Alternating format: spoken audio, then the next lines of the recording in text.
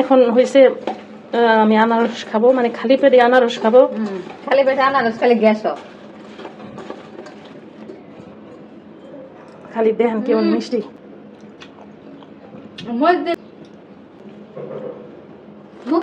খুব মজা। দেখেন কালারটা দেখেন। মধুপুর এই দেশের আনারস দেখেন আমি কতটি করে মুখে দিই, যে 2-3টা করে।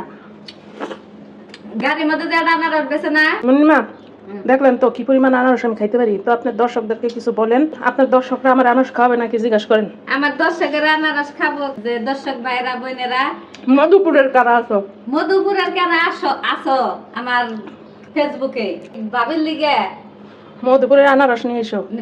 মধুপুরের আনারস নিয়ে এসো, আইনে এসে সাথে যোগাযোগ করো। আপনি খাবেন না গল্প করবেন? খাই খেতে বসি গল্প করতে। আপনাকে দেশে যাবো আনারস খাইতে। আইনে এখন যাই।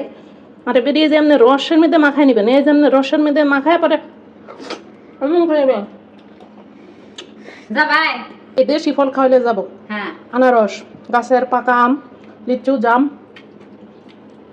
আমার ঘরে তিনটা আম গাছ, ঝুকা ঝুকা আম ধরেছে, কিন্তু সবাই আমার ফোন দিয়ে বলতেছে বুঝছি আপনি খাইতেন না।